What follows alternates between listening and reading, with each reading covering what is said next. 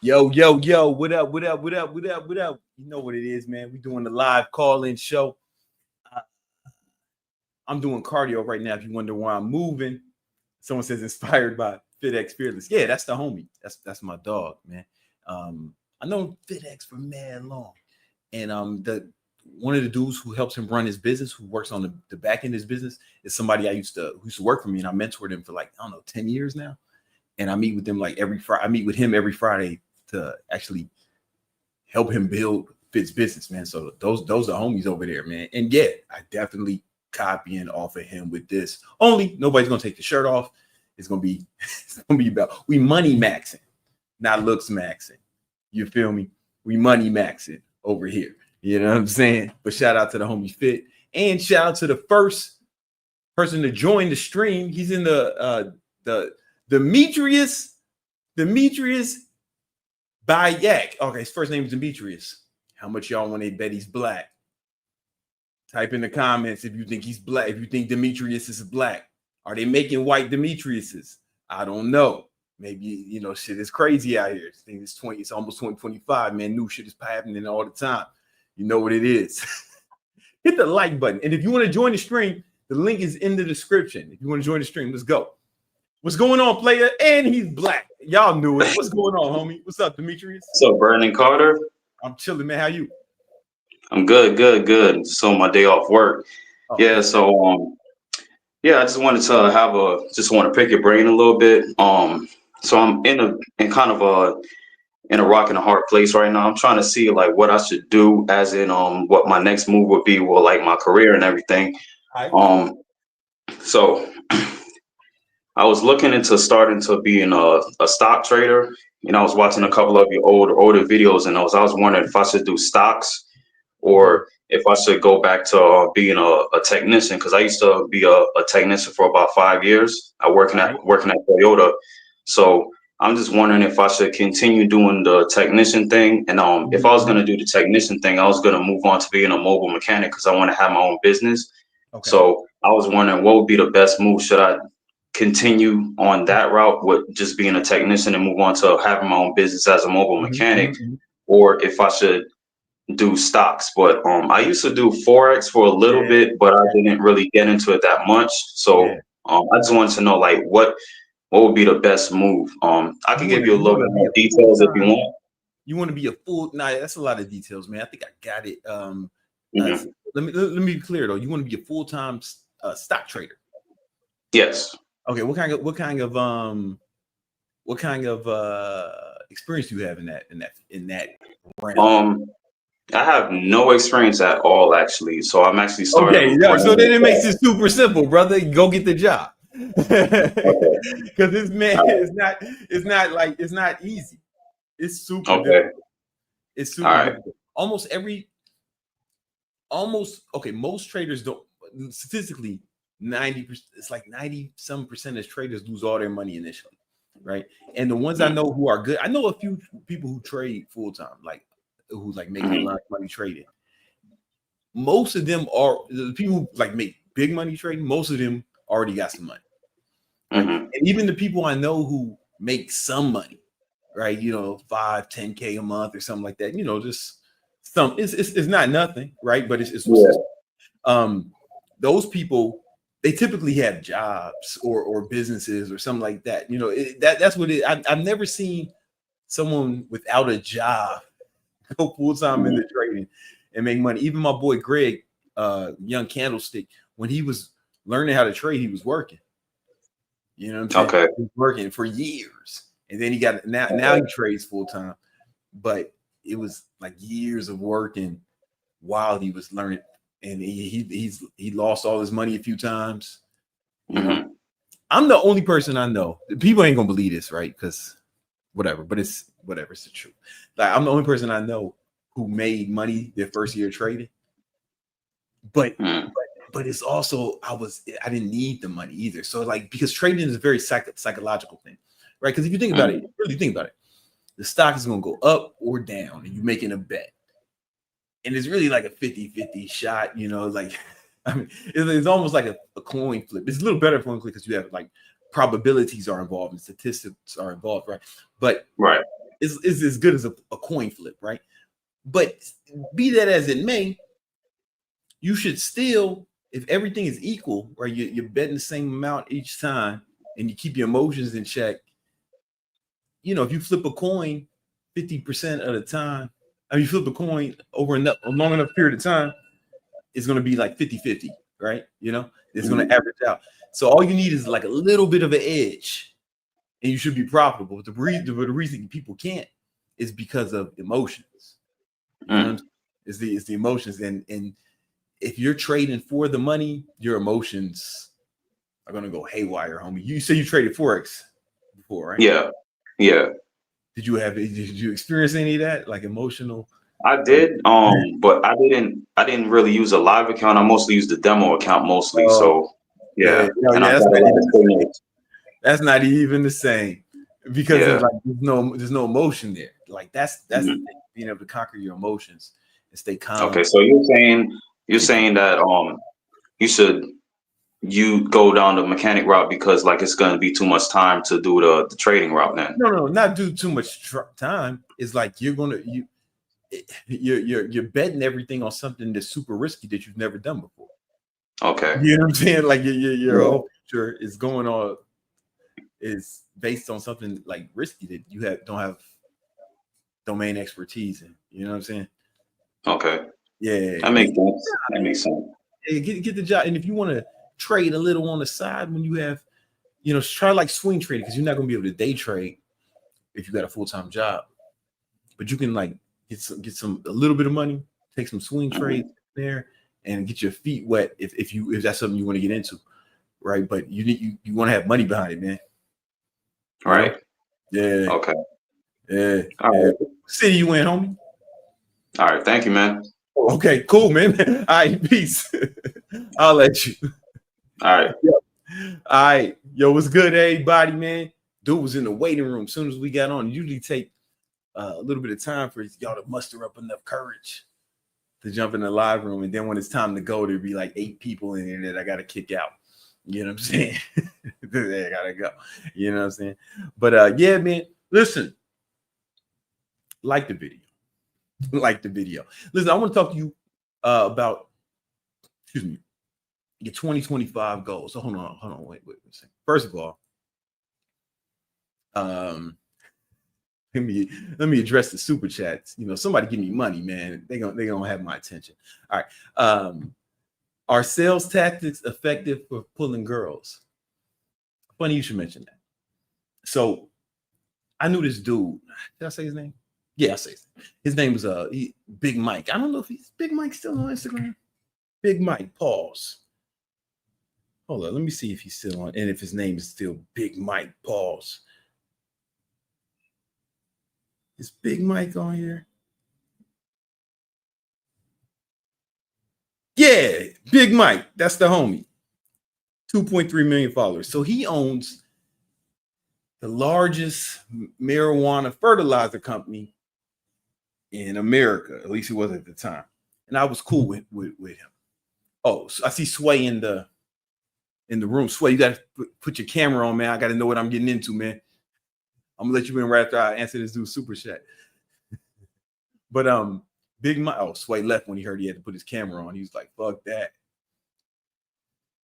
Anyway, so Big Mike, he had, again, the number one marijuana fertilizer company in North America. He was super rich. I mean, super, like he private jets, the whole shit, you know, big mansion in Hollywood Hills. And I was kicking it with him and we was talking, and he told me that he sent his sales team to take pickup course lessons with RSD. Remember back in the day, Real Social Dynamics? Y'all might not be too young for that, but they were like the first, like before there was Red Pill, there was pickup. You know what I'm saying? And before, you know, because Red Pill guys kind of don't like women. But pickup guys, they wanted that, have sex with them. Anyway, there was he had one of those companies, Real Social Dynamics, and I was friends with Owen Cook, he was like a big brother, big bro to me, you know. And he was the CEO of that shit, you know, RSD Owen. And Mike would send all his salespeople to do boot camps with RSD, basically. And the boot camps were they would go out to the club and like actually teach them in real time how to pick up chicks and coach them through it and all that shit, you know. And I've attended those boot camps with Owen and shit, because he'd be like, yo, I'm in this city, pull up. I'd be like, all right, pull up. And Big Mike said he sent all his sales guys there in order to actually get better at sales. So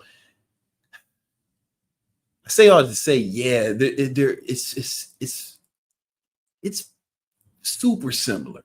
Sales and like Riz, I can think that's what your kids call it.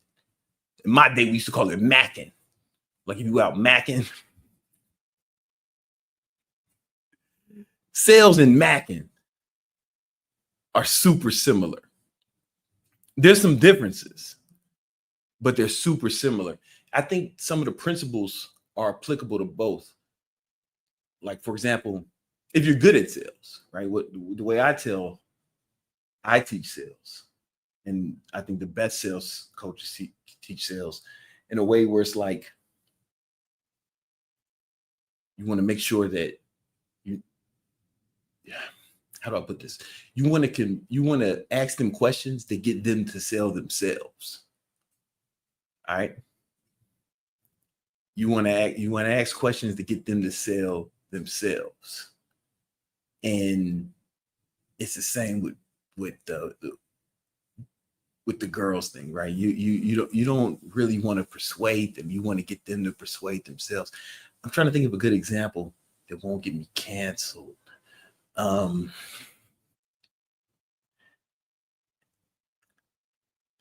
no, I get it. Like, you know, think about it. If you are really that guy, then the girls are coming after you, right? This is how you know if you're that guy or not, right? Like, you don't do shit for the girls, but I do think they're a good barometer, right? If women are showing interest in you, it kind of shows it means something. It means something, right? And it might mean that you're just a pretty motherfucker, right? Probably not, though. It probably is going to mean that you're successful, you're doing shit in life, you're ambitious, you out here killing shit, you know, because that's the type of woman a guy likes, you know. I mean, that's the type of guy a woman likes, right? So you should be.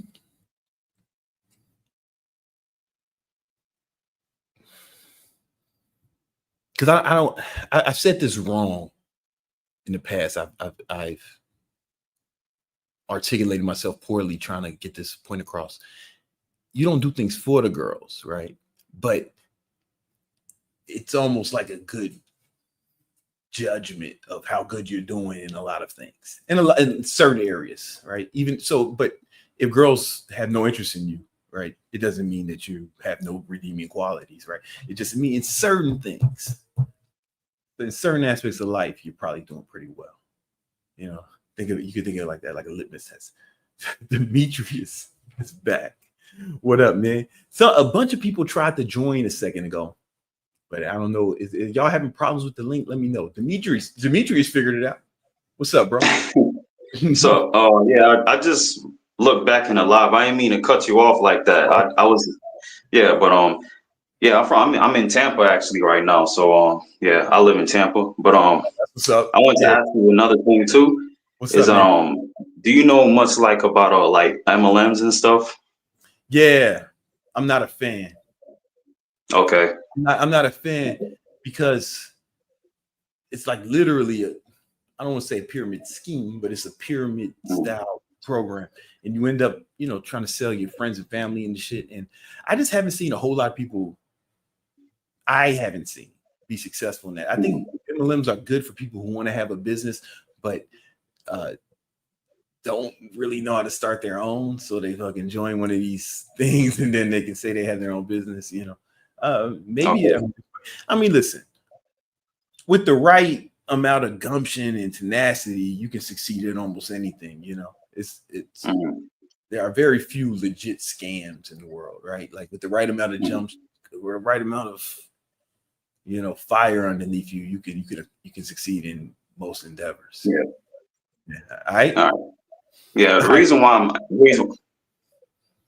I'm asking is because I actually joined this one MLM, and they have like really good resources, like when it comes to like mentoring and learning about sales and stuff like that.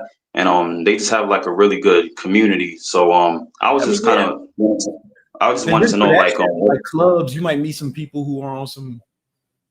You might meet some cool people. They attract ambitious people. Yeah, that kind of stuff. Right. That'd be cool. I mean, I wouldn't suggest it, but if you in it, then what are you gonna do? All right, bro. All right, for sure. All right, thank you. Peace. All right, Hustle Man. This should be interesting. What's good, Hustle Man? Oh, what's up, Brandon? How you doing today, man? I'm doing fantastic, man. How can I help you? Man, I need some real life advice, bro. I'm going through it. What's popping? I'm 42 years old, bro, and I can't figure out how to get out the ESCO and the SV life. Bro, I've been trying. Huh? The what now? You said the escort? No, SV, your homeboys you talk about. Two homeboys. Oh, my boy. Yeah. I thought you said escorts and SB. Nah. Escorts and sugar babies. Nah. I was like, what, bro? Nah. All right, so no, you talking about my boy SV. I don't know how much you want me to say. I'm trying to get advice to get up out of it, bro. So you're trying to turn your life around, man. Get up out the street. Exactly, bro. I done tried everything, all type of businesses, bro. I work out all the time. I read books. I done the HTT. Bro, anything you didn't think of, bro, I done pretty much tried it, bro, and it seemed nothing will work out for me, yo. So I just need to advice. What do you say? What does working out mean to you? Like, what would it look like if something did work out for you? Like, what would be your goal, your mission? Where would you like to be? Making at least 10K a month, legit, legally. Yeah. Yeah. Okay, and in your opinion, man, what's been preventing you from hitting those goals, bro? Honestly, bro, I don't know, man. I can't figure out if it's a block on my life, if it's a lesson from God. I don't know, bro. Like I said, when I wake up every day and put in the work, I put in the work, bro. It ain't like I'm lazy. Like, bro, I put in the work all the time. Like, I reach out to people, do the DM strategy, do the Facebook group hacking. Like, bro, when I say I do it, everything. I pretty much try everything that I know of. Oh, so you doing online training is what? That's what I'm. Yeah. I tried your program. I had to get out of it because I couldn't afford it no more. Like I said, bro, the money just keep getting short, bro. How long was you in it, bro? I want to say 3 months. 3 months. All right, cool. All right, so check this out. Let's when you talk to your coaches, what were they saying? What did they say? Just before I dig deep into it. They was just like, bro, you gotta get in better shape. Like, I'm not in bad shape, but I'm not. That might be a part. Let me. Can I see your Instagram, brother? Yeah. So shit. Can I type it in the chat? Yeah, I might be able to see it. Well, I just tell you, I try to keep it low key, but it's perfect shot filming _ Oh yeah. No, I know you. You ain't been in for 3 months, man. Yeah. I was in there for 3 months, but then I got kicked out because I couldn't afford it no more. Yeah, all right. Yeah, man, we talked for a minute though. And I thought you was gonna, man. All right, hold on. The reason that's kind of frustrating because I thought that, bro, I did pretty much everything you were saying, pretty much everything. Facebook group hacking, and I was getting people on the calls, and it just like it was in the Passport Brothers movement, and it was more focused on spending money going out of town to trick on the hoes. Yeah. All right, perfect shot filming / _ Yeah, at the end _ Yep, perfect shot. All right. Well, yeah, you know what? Because it's gonna be difficult to get online clients from Instagram, brother, because there's no. Yeah, I had it. I switched it out. I switched it out when it up. Yeah, I switched it out when I. How long ago was that? Huh? How long ago was that? I just switched it out a month ago because my other Instagram got banned. I was giving rent, and then somebody reported it and they shut it down. What? a grant. Like I was giving away a grant to help small business owners. I just help people out, bro. Honestly, Yeah. So I gave away a grant to help people out. So I'm helping a lady start her business. Like when it comes to like building websites and social media, like I'm good at that, but I can't get consistent clients to constantly make $10K a month. If that makes sense. So do you like it looked to me like your heart's not really in online training. Like you really want to be in the media. Like you want to be, you know, a photographer, videographer. Man, honestly, bro, I just want to make money legit, man. You don't give a fuck what it is. The issue was when I was talking with you, you was just like, you got to work with dudes, but the dudes weren't the ones engaging. When I was reaching out to women, they was more interested in the service because they was like, I want to look good for the beach. I want to look good for trying to find a man. So that was the hang up, like trying to work. You was just like, you got to work with men because it's easier to work with men versus if you got a woman, you got to keep finding women to do the content with. Right. That's the problem. That's the problem if you're an online trainer, right? And you're if you focus on training women, then you gotta have women in your shit, right? And if you're just a dude, all right. So yeah, because I'm not getting a lot of info off your Instagram because when I see it, it just looks like, you know, media, film and stuff, right? So I can't critique you on that from an online training thing. But like, I mean, in a perfect world, man, how would you make this 10K? How would I make this happen? How would you make the money? How would you go about it? The goal is to get into the real estate like Tom Cruise, the Section 8. So at this point, I just want to do anything I can to get 10K in my pocket to buy my first Section 8 real estate property.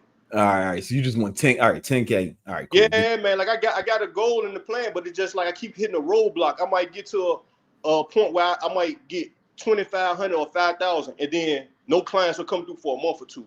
And it's just like, dude, this is just like past frustrating. It's just like keep hitting brick walls. How do you make most of your money now? When you say you get some clients, when you say clients, what kind of clients? Man, I make money off the cannabis industry, honestly, bro. Oh, that's what you that kind of client. Yeah, man. I'm in Washington, D.C., and I opened a dispensary here, but I opened it on the wrong block, and I lost all my money because it was a drug zone. People got killed out there, so I was having to keep on paying all these. Where in D.C.? Where was it in D.C.? It was on North Capitol between New York and Florida, maybe 5-10 minutes from your old college. Oh yeah. No, so that's southwest. No, that's northwest. Northeast. Yeah, northeast capital between New York and Florida. Yeah, northeast. Yeah, that sounds like a place where motherfuckers. That sounds like somebody's gonna get shot over there. You know, for sure. I haven't been there in like 10 years, so like, yeah. Okay, so when you say clients, are you saying shit that you don't want to say on YouTube? Man, even like with video production, like I might get a luxury resort, and they might pay 2,500 or 5,000, but it'd be a one-time deal. I can't keep the money going consistently. Like I might hit a lick here and there, but like getting it going consistently, like dude, like it has been a struggle and a challenge, honestly, man. Like yeah. So what? Okay, can we? What exactly is your offer when you get these clients? Tell me about like what is your offer? Like maybe we can. Okay, I do the same offer like your guy was doing with your videos. 30 videos, 30 reels, email blasts, and social media content and paid ads for real estate. I tried it with the real estate agent, like you said in Miami. Man, them girls want it for free because like you said, they selling the box out there. They ain't real. Yeah, a lot of them is doing it. A lot of them is not for real. Yeah, I mean, there's some, right? But if she ain't showing open houses and listings or her staging homes for show, if she ain't showing listings or showing what got sold, that chick is probably an escort, you know? Yeah, that's the problem I was running across. So everybody keep wanting the service for free. And that's like, oh, we want to do it for free. I'm just like, well, if I do it for free, can you give me a referral? Or if you like the service, can you guarantee to hire me? And then they're like, nah, we ain't gonna guarantee nothing.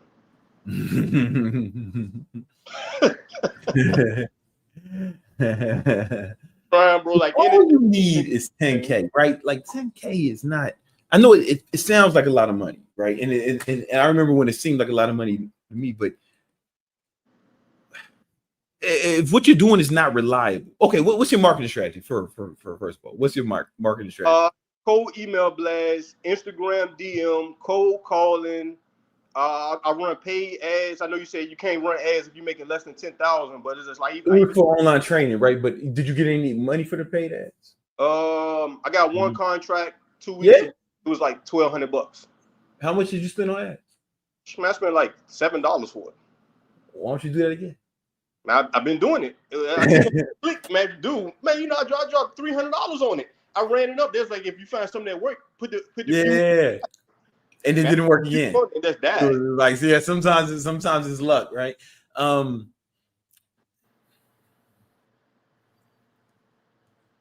Okay.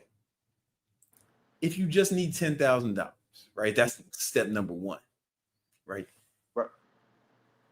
That's $300 a day, a little over $300 a day, right? I mean, I don't know. I ain't never drove Uber. I know you Right, want like, Uber, man. I got a fucked up criminal record and a fucked up driver. Yeah, like I tried to Uber, like, yeah, dude, I got a car. I was racing cars. Yeah, I got a fucked up driving record. so like, you can't drive. Okay, so that's out. The construction route, they was just like, nah, you ain't got no construction history. Man, I even tried to get a job being a cleaner. They was just like, you don't got no cleaning history. Like, dude, when I say, like, dude, I didn't. They wouldn't let you be a cleaner. Dude, they wouldn't even let me be no cleaner, man. I tried to do They wouldn't even let you clean. Office build, dude. I didn't try it, bro. Like when I say I didn't try it, bro. Like everything you. I know, yo. I feel you though, man. I remember once when I was struggling, I walked into fucking TGI Fridays on fucking Queens Boulevard. Yeah. In New York, and these motherfuckers said, "Yeah, we don't just hire our servers off the street." Meanwhile, a nigga walked past me with a fitted cap on to the back, looking like he was in G Unit. He had tattoos on his neck and shit. Yeah, I'm man, like, that's discouraging, bro. That's discouraging, man. That shit just make you want to go back to the streets. It's just like, dude, I ain't want to pistol with somebody. No, I know. All right, let's move. All right, so that's out. We can't clean and we can't Uber. bro, this shit ain't like no, bro, this shit embarrassing. It's not funny, man. All right.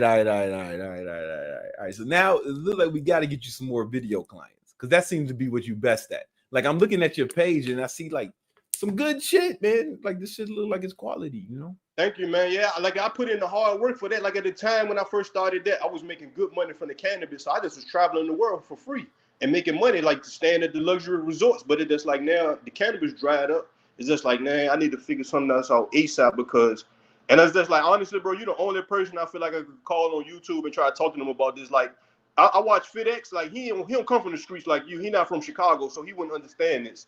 So yeah, FedEx is from Africa. Yeah, I know. So he might tell you to build a hut or something. I don't know how it goes down over there. Yeah, man. Like, he might tell not from the streets. He African American, like African then American. Yeah, man. You don't got to come up with the answer or solution, bro. Because it's just like, bro, like it's ready to be New Year's. Bro. And he like went to college and shit. No, all right. So I went to college too. I got a marketing degree. I paid for my own college. Yeah. Okay. What did you get a degree in? Shit, marketing. I went to Portland State University. I paid for it on my own pocket. Yeah. All right. Bro, I don't got no kids, bro. I'm talking about, bro. I'm 42, bro. I'm in great shape. No, I'm the same. I mean, we the same age, man. I'm trying to think. This is the first time I feel like I got stumped on this shit. You know what I'm saying? So that's why all right. Here's what we're gonna do. Here's what we're gonna do. You a cold? No. Here's what we're gonna do.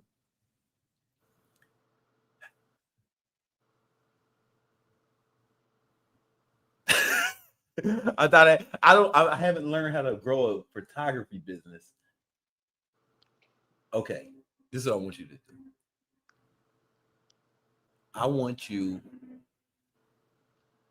I know you be watching Victory Talk every week, Tuesday and Wednesday. Yeah, so hit me on that. I'm gonna have Nima right on there because Nima actually did what you're talking about, right? He came from Iran and he did this shit in film and media, right? And I just feel like anything I say is gonna be like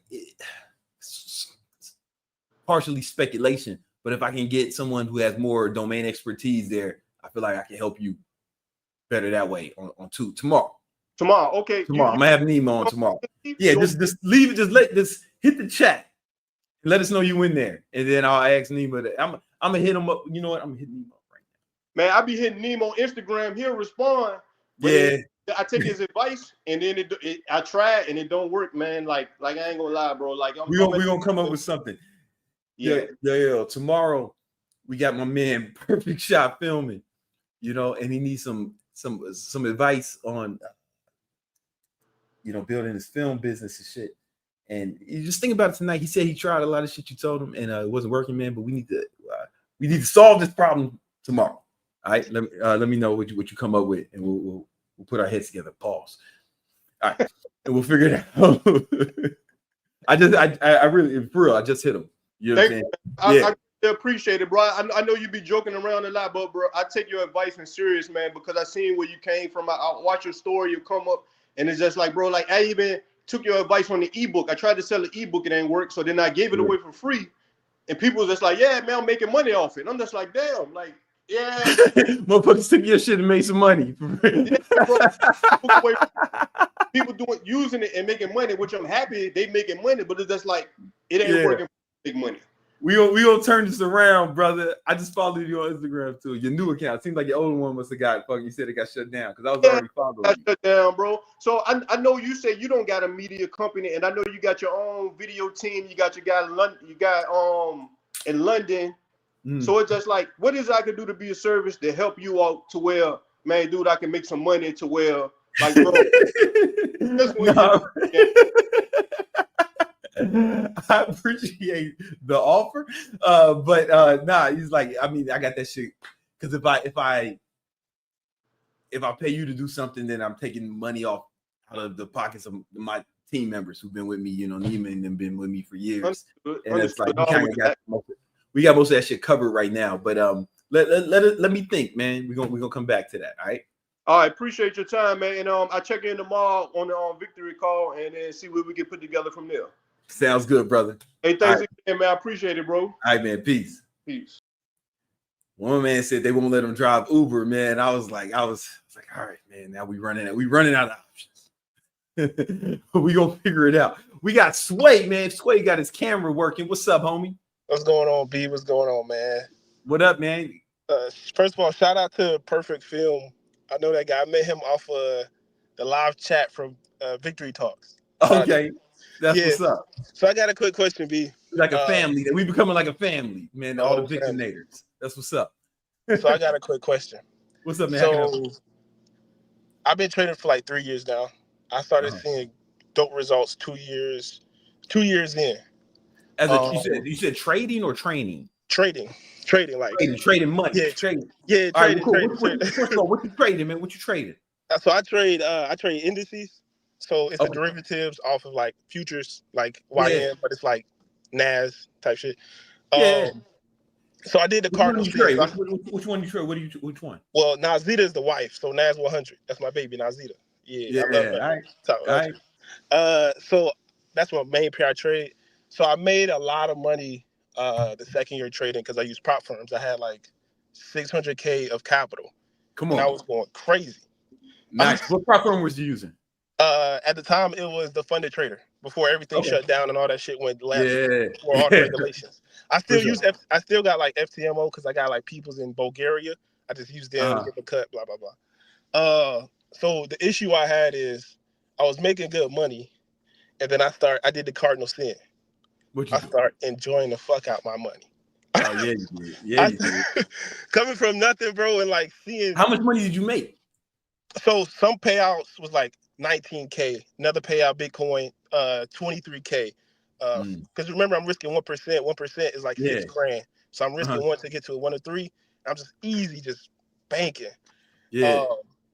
I forgot about taxes. I forgot about crypto. I forgot about all that. I just forgot about everything. Because I'm like, I'm new to this. I'm making good money.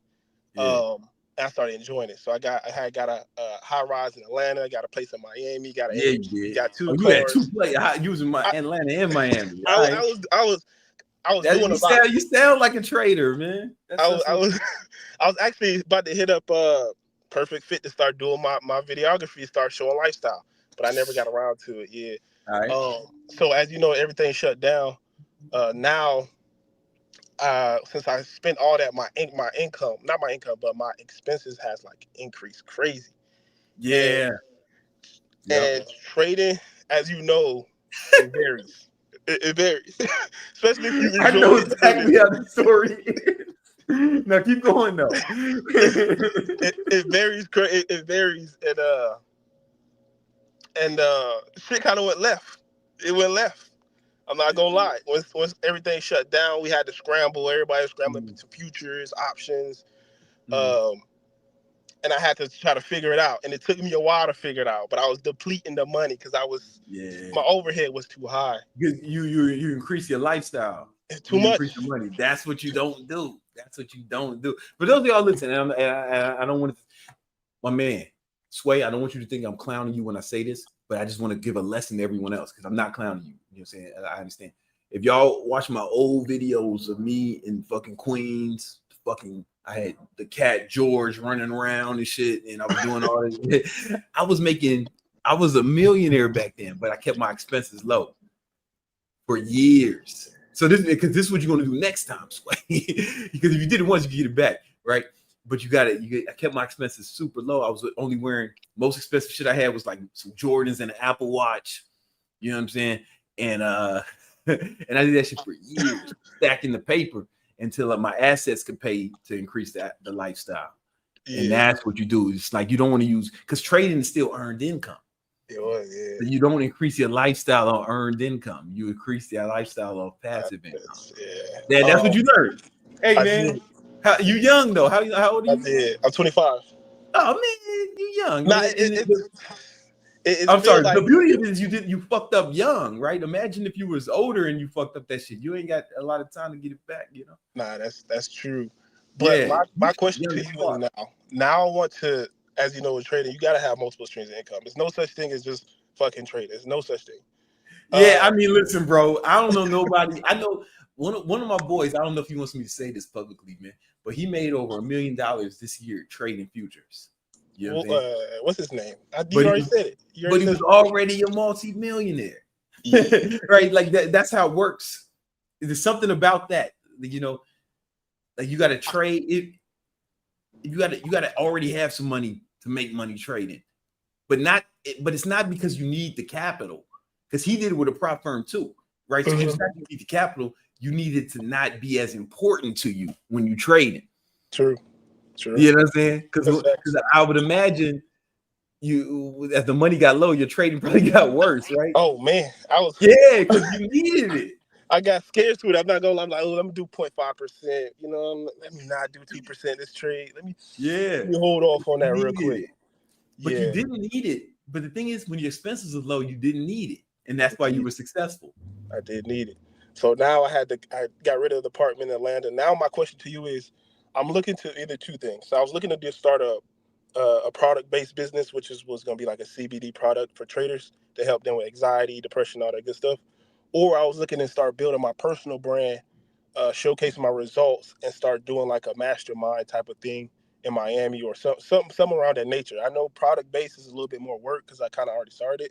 But service-based, and with trading also, it comes with a lot of skepticism, right? A lot of people think trading is a scam or and listen, the only real, I wouldn't even call it a scam, is like those people who pay you to you gotta join their MLM to do Forex. It's like you can just fucking I just went on the TD Ameritrade. I just opened the thing and scrammed. Clicked a few buttons, they could set up a Forex account for me. I was trading that afternoon. I had to pay nobody. You know what I'm saying? Come on, Ninja Trader. You don't need all that. That's a scam. MML. Yeah, so like that's the only, but as far as trading, it's just like most people lose for the reasons we're talking about. 3 years though. Took me 3 years to even start to see, like, well, 2.5, late 2 years to even, because I was losing thousands of thousands for the first 2 years, right? That's usually the case, you know, especially when you're trading on your own without like training. You know, I made money my first year. My mentor, I have a mentor, is Q Banks. He's my mentor. Oh, yo, that's the homie. Yeah, that's the homie. I mean, we like internet friends. I ain't never met him, you know. But motherfuckers can really, like, I had mentors and I read a bunch of books my first year. It was during the pandemic, right? And New York was shut down. I was in Miami. So I was like, all right. Because I'm just gonna buy. I bought like every course. Yeah.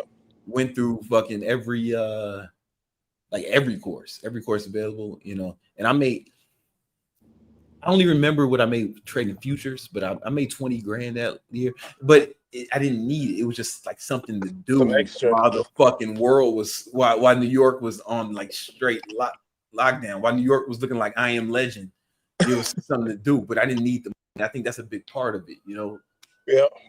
Yeah. So I'm trying to see like what, because I'm going to already sign up the VIP list for. Influencer domination. Yeah. So I'm looking to build my personal brand, of course, lifestyle, you know, of course, the good things that come with trading, right? The freedom that comes with it. Start building lifestyle, but also add my own touches because I was an athlete, collegiate athlete. Yeah.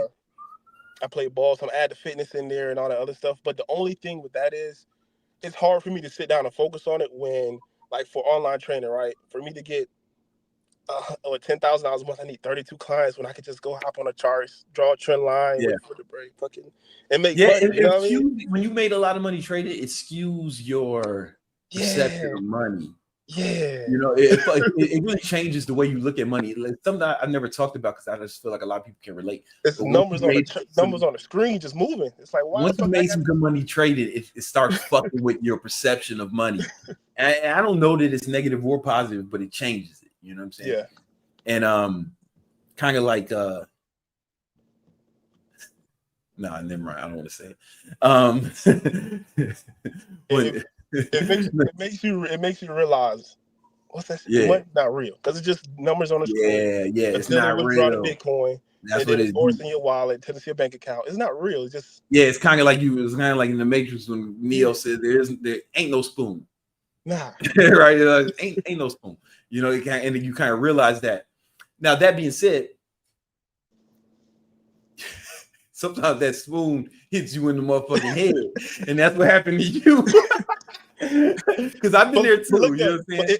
In the movie, same day with Neo, he said, "You've been down that road already." So I'm like, "All right, been down there. Let me try something different." Okay, so if you want to build your personal brand, that's definitely a good investment, no matter what you want to do, right? Like even if you don't use it to sell trading, if you use it to sell your CBD shit, and you kind of need it with your personal brand because you can't do Google ads with CBD, you can't do Facebook ads with CBD, at least not now.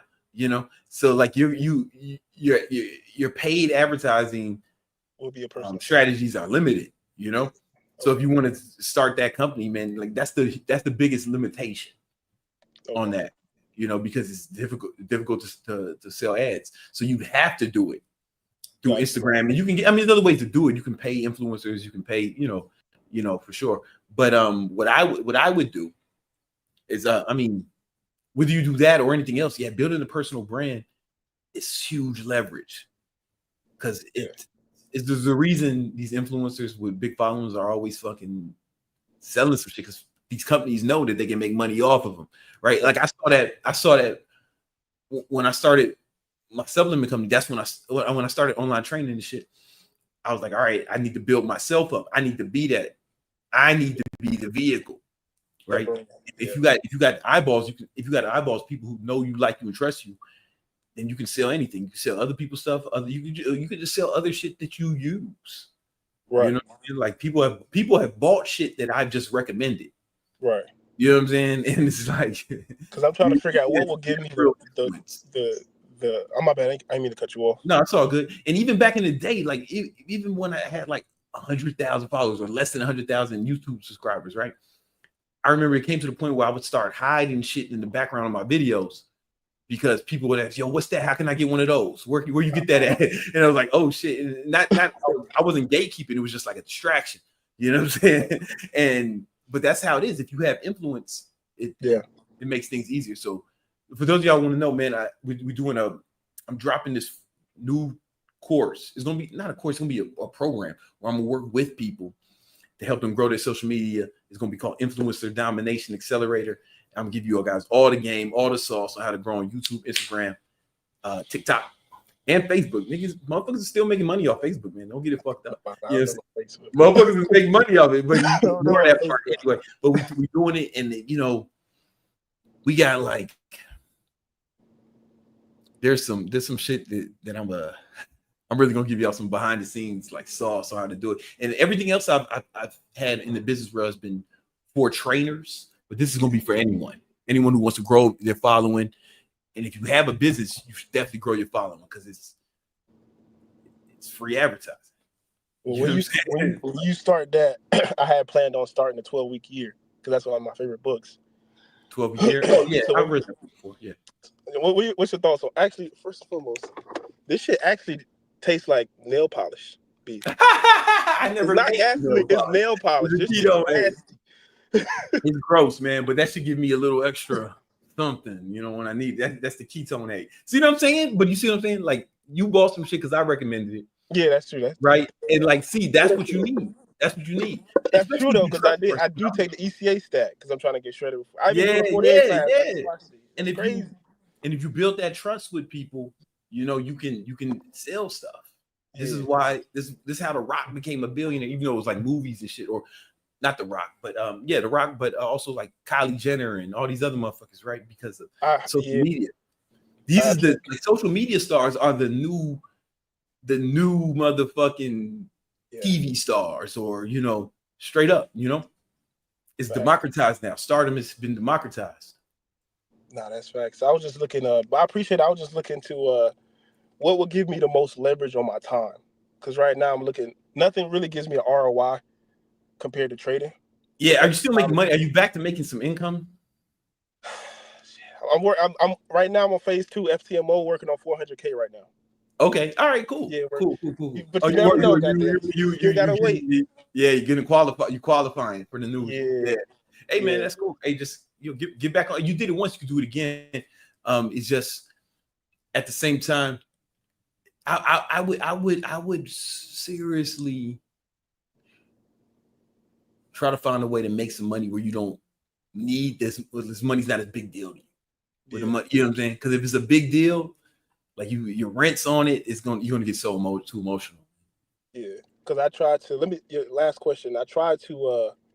So right now I cut everything down to like my expenses like $55,000 a year. Yeah. I'm still trying to cut down lower, but I don't even think you can. What your thought? Is that too high? Because I'm in Miami now, full time in Miami. Where at? Like 2 minutes from Brickell, basically. Okay. Like it's Brickell and like what's little.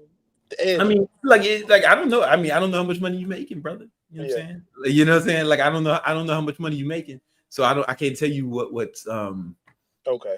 Well, if that's good or not, you know. Yeah. But if you can get it so it's not stressful.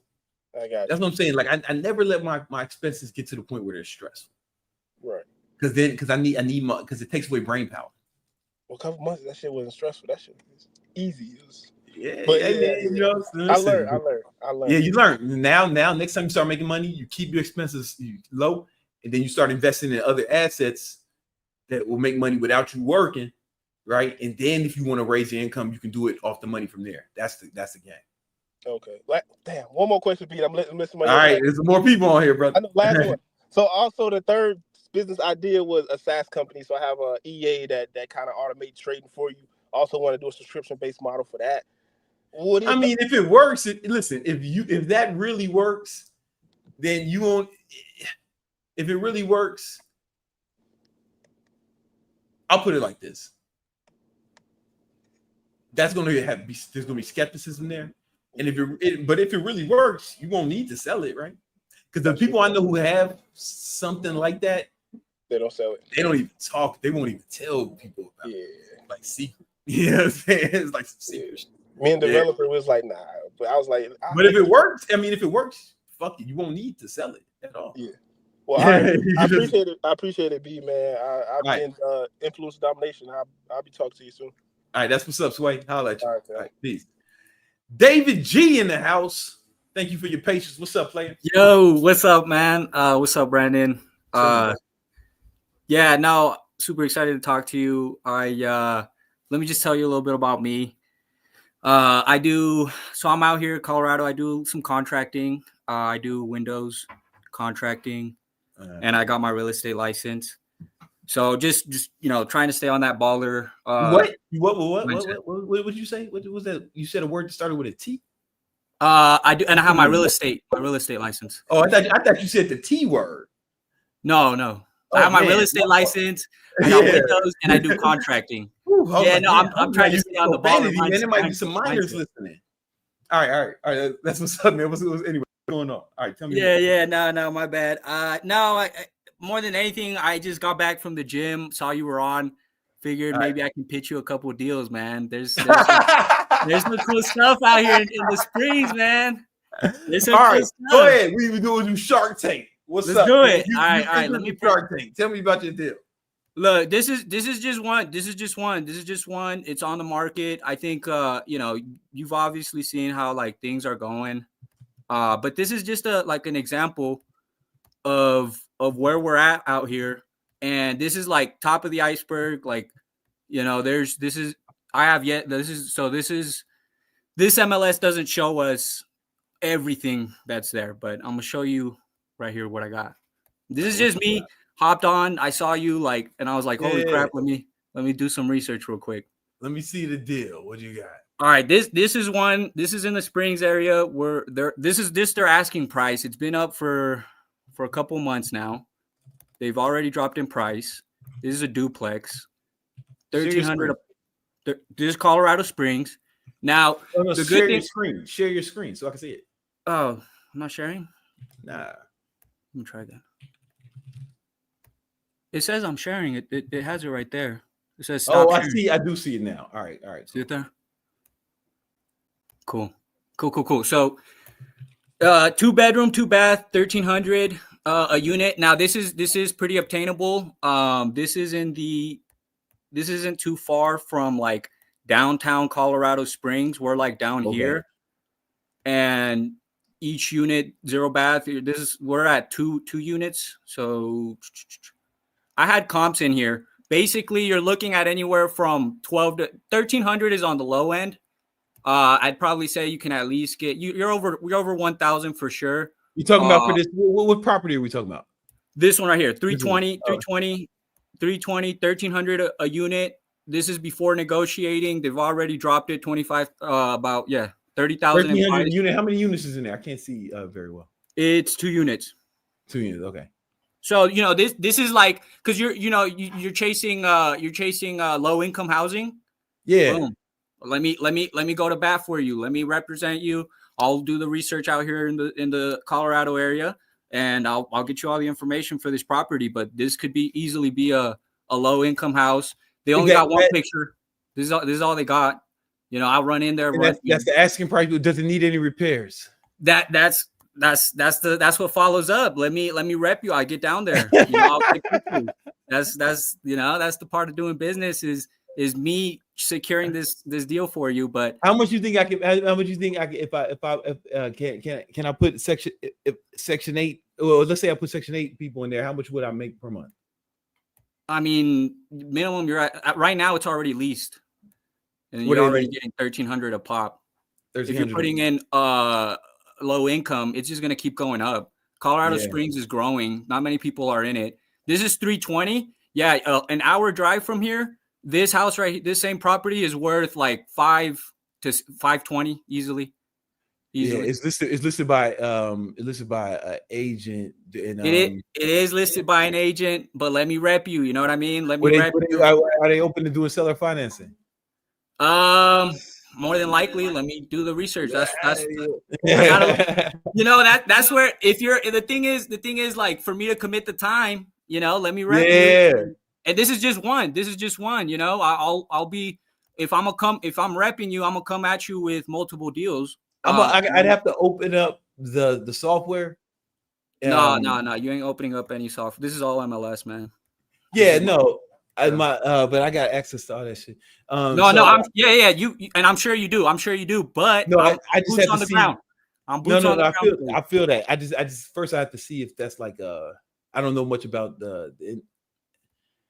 some especially for Section 8. There's some areas that are more friendly towards landlords and I just don't know much about that area to make any commitments. But listen, man, I'll check it out. Hit me on Instagram and I'll check it out. I'll run it through Time Software, see what they talking about over there. I could check the crime and all the other shit in there. The biggest thing, is you come back to me and you're like, hey, 320 isn't a deal, but maybe 280 is. I'm like, okay, well, let me run. And the other thing is, let me run down there. I do contracting. I'll send you a link to my website. I can send you an overview. This year alone, we've done new construction. We've done framing. We've done up in the Aspen, so up in the mountains. Oh, you do contracting or the whole nine? Yeah, we've done rock. We've done, so I can get you good pricing on the work you need if it does need work, you know, and I can build it for you. Be boots on the ground if you want to take it. At the end of the day, you know, you don't have to move forward with it. Yo, DM me. Let's see. Let me check it out. Let me check out the product. I'll do some due diligence on it. It's difficult for me to say, yeah, I want it right now, you know. But no, absolutely. Look, I'm gonna DM you on Instagram. My Instagram isn't the best. I'm not the best, you know, social media artist and all that. Y'all hear the slight change in the tone. That's why y'all need to join Influencer Domination Accelerator. The VIP list is in the description. So when you say, because you never know when you need it, right? And I'm headed towards that path, but I'm not a fake it till you make it type of guy. You know? Yeah, you don't have to fake. That's the beautiful thing, man. You don't have to be like everyone else, man. You can show the journey. Like sometimes people like that. You know, sometimes it's more relatable. Let me show you. Yeah, look, let me hit you up on Instagram. I'll send you my overview. Let me get an email. I don't know. How can I get? I'm not putting my email out here on. It's because it'd be easier. Let me just email you. Yeah, it'd be easy, but that's not what's about to happen right now. My email will be full of fucking crazy shit. It's all good though, man. Just hit me on Instagram, like hit me, or let me communicate with you know, whatever, you know, because obviously you're a busy man. Right, I'm sure you got someone else I can communicate with. Are you listening? DM me right now. I have DM you right now. All right. Give me a second. Right now, I'm looking at it.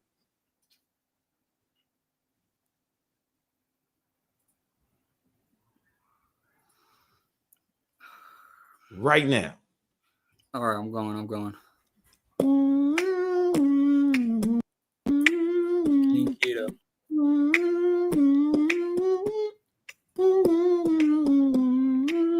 This is, I just made this account. This is a recent account I made. I haven't added anything.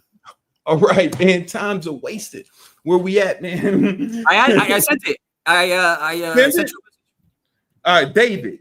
I got you. Boom. All right, hold up.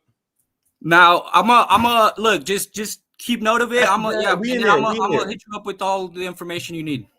All right, homie. You know what I'm saying? But all right. Let's get it, man. Appreciate it. I appreciate you, man. I appreciate what you do. I'm just following in your footsteps. So you know, whatever I can do to provide value. All right, for sure, man. Let's get it. Yes, sir. All right. Shout out to David. You know, you gotta shoot your shot. You know, that was, you know, you gotta take a shot, man. You know, y'all hear this? You know, this is my new Instagram. Y'all don't want to be like that, man. Just get your shit popping. It's your resume, man. It's your resume. Join the Influencer Domination Accelerator. We're gonna show you how to get this shit popping. Right? You never want to. Oh yeah, I don't do Instagram or you don't want to say that shit. All right. The real Shy Lamar. What's up, man? I'm glad we got the real one instead of the fake one. The real one. What's good, homie? What's good, man? Listen, first and foremost, I just wanted to say massive thank you for all of the philanthropic work that you're doing with Thought Repellent. I feel like it's really changing the world for real. When's it coming out? I've been waiting. We had to push back.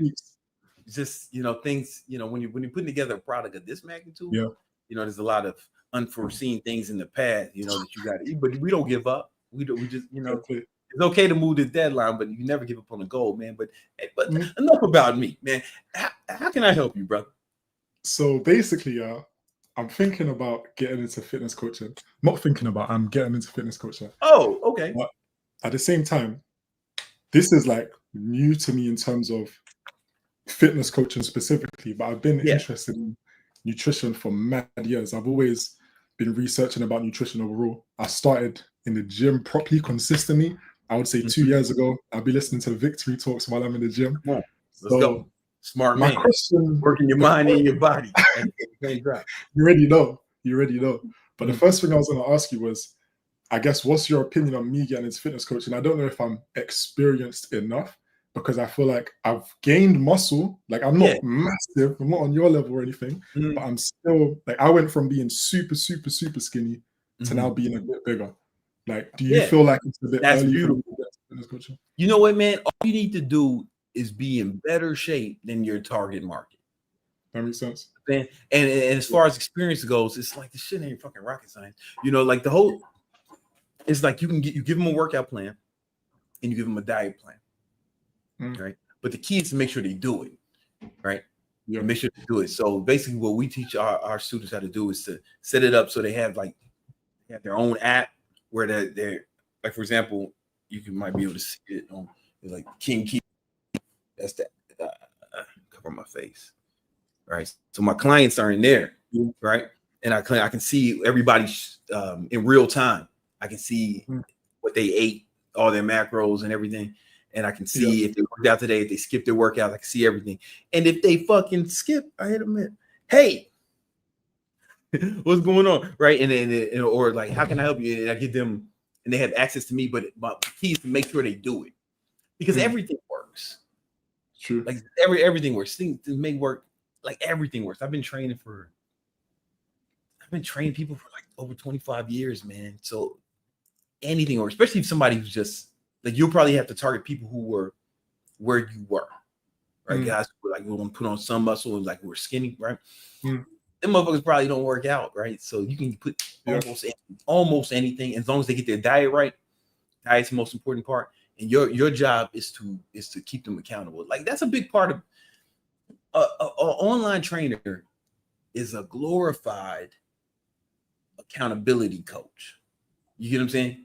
Because it's not rocket science. They can figure out the diet plan and the workout plan on their own, but who's going to make sure they do it? Who's going to be there if they have any questions? Right? That's our job. But because we make sure that they follow the diet, what I noticed was that most online trainers get better results for their in-person clients than most in-person. Most online clients get better results for their clients than most in-person clients because in-person clients are not tracking their clients' calories and macros every day. They're not making sure they're on point every day. They're not. I know. I've worked in some of the best gyms in America, and I've been in this industry for the whole time. Most trainers do not think about their clients outside of the gym. But we hit our clients up every day, making sure that they're on point. And they become more on point because they have somebody keeping them accountable every day. So I know I get way better results from my online clients than I did for in-person clients. 100%. Yeah. So I'm sorry, to answer your question, I went off on a tangent. No, it makes sense though. It's useful. You don't need a whole bunch of experience, man, because like we're really accountability coaches, and we're there to help. Make sure they stay on point. And so you can do it. Like most of my successful students in HTT, man, most of them don't have certifications. Okay. Yeah, most of them will never certify because there's no law saying you got to be certified. Yeah. That makes sense. Yeah. You know, you were saying that I should focus on. I would probably focus on people that were obviously mad skinny, that are mad skinny right now. Yeah, you help skinny guys build some muscle. Yeah, I was thinking about also targeting people that want to lose weight, because the reason being, and I want to see what you think about it though, but the reason being is because I'm very passionate about just like helping people eat healthy and things like that. And I feel like helping someone lose weight, it's like a massive transformation that when you really think about it can actually save their life.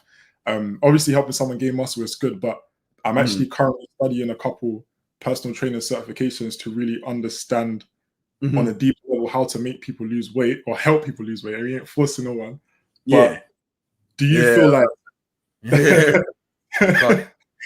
since I didn't like, obviously I wasn't overweight and I didn't go through that. Yeah, that's the problem. And that's the problem. You can do it, you know, it's just what you're gonna have to do is something we call the testimonial harvest, right? And I teach it in High Tech Trainer, but I'll give you like the cliff notes. Is initially you're gonna have to get some people you train for free, fat boys, right? That you train for free, right? And then you train for free for like a month, help them get it in as best shape as possible in that month. And the thing of fat loss, you can make a big change in a month.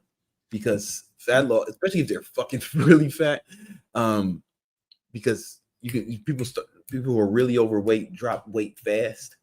Yeah, it's more difficult to put on a lot of muscle in a month, right? But you can drop weight quick, right? And you can get like an amazing transformation, and then you use those as testimonials. So you won't be able to use yourself. Yeah, naturally. And it can work, and I've definitely seen it work, but I always remembered that, that was one of the things I felt held me back. Not held me back, but it was, I was never fat, right? So training fat people, I couldn't. There's certain things about being fat that you don't know about. Right, you don't know how they feel when they come out the shower and look at themselves. You don't know the thoughts that go through their head. You don't know like the certain uncomfortable shit that they have to think about that maybe you don't have to think about, or we never think about. And if the people who know those things, they can speak to that person at a different level. But you do know what it's like to be super skinny. You do know there's some things about being skinny that other people may not be able to relate to, or that some people wouldn't even think about, but those things. You can speak to those things, and when that person hears it, be like, "Oh, let's speak about it." True. That's exactly what it is. That like makes sense. There's probably some shit. There's probably something, man. I don't know. Like maybe you ain't want to wear a tank top or some shit, or like I don't know, like or like you ain't want to take your shirt off at the fucking gym or so. I don't know. At the pool or something. There might be something there that other skinny guys can relate to. Like, for example, I remember, man, I was like 15 and I thought I was about to have sex with this girl. And then, I took my shirt off. She started laughing because I was so scared. You know what I'm saying? Like, everybody can't relate to that story, but another skinny motherfucker, probably went through something similar, or he's scared of something like that. You feel me? Yeah. It's like shit. It's shit like that. You won't be able to speak to that deep level with the fat boys. But if you get enough transformation, it doesn't matter. You still work around. True. So I guess it's about, if I want to help people lose weight, starting out with a lower price or free, just getting the testimonials. You got to get that testimonials, because then you got all the credibility in the world. You actually help someone. True. Right? Like a testimonial is the best marketing. A before and after for a trainer. It's like, oh, because even when people used to talk shit about me, motherfuckers making videos about me, I was like, when I was like just doing training, looking at hundreds of transformations. It's like, you can say what you want. But I've helped hundreds and hundreds of people. It's like, I remember this one dude, he was trying to make a video talking shit about me, and he went on my Instagram, he was screen sharing, and he got off that shit quick as fuck. Because there was like so many transformations. He's like, he was like skipping around, and he had the fucking. I was like, nigga, I would have took that shit out the video if I was trying to create a narrative about the big homie. I wouldn't have included that in the video. I would have edited that out, right? So I'm just saying, transformations it helps. It helps. Yeah, I want to have that kind of impact for real. Like that sounds like you've obviously changed a lot of people's lives, even just from a weight loss perspective, man. I respect it. Also. When it comes down to like goals, because I know even in one of your recent videos you were speaking about goal setting. I mean, you speak about it all the time, but like, what would you say as someone that hasn't done fitness coaching and I'm focusing on studying the certifications real quick. I just want to get them done quickly. But what would you say would be goals to set for 2025? That's good. Like, okay, make this amount of money or get this amount. You want to get to 10K a month? I mean, like, it really depends. If you're doing it on your own, then you might want to taper expectations. But if you were like in HTT, like we would set the goal for you to get to 10K a month. Yeah. Like for example, I think the last one of these I did had one of the dudes in HTT got on. He's from I forget where he's from, but he came on and he was talking about how he made like 20K his second month in HTT while working a full-time job, and but that's because we just have, it's a different, what we teach y'all to do for clients, we do for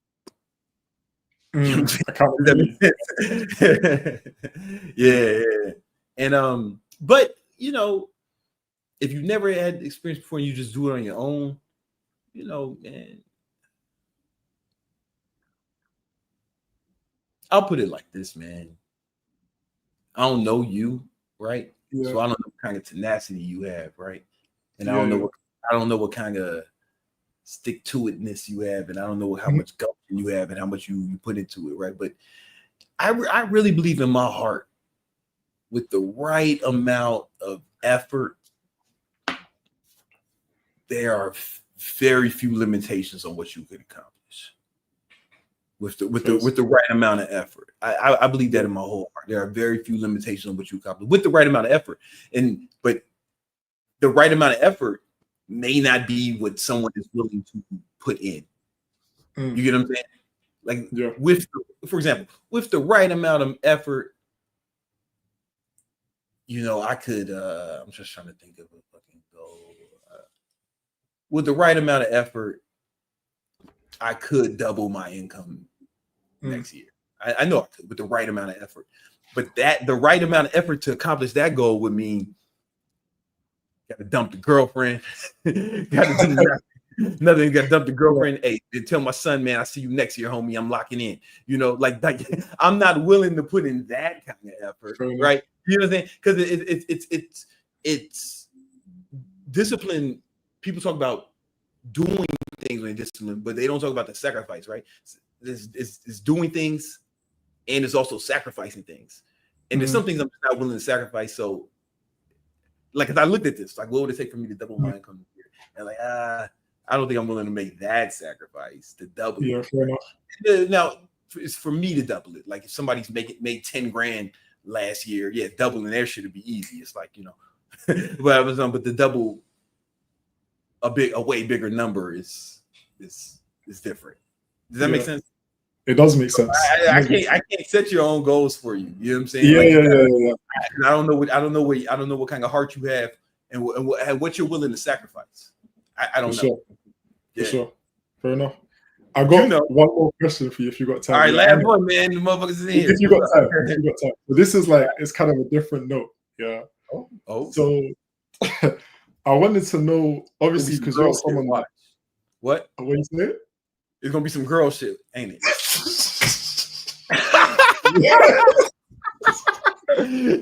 Tell me about this bitch. Let me hear it. Let's go. What's poppin'? I'm sorry. This lady might be lovely. Great lady. I'm British. What I wanted to ask you is, obviously, you're very much into health. You don't be drinking alcohol. You don't drink, do you? Yeah, you don't drink nothing, etc. I ain't had a drink in 10 years.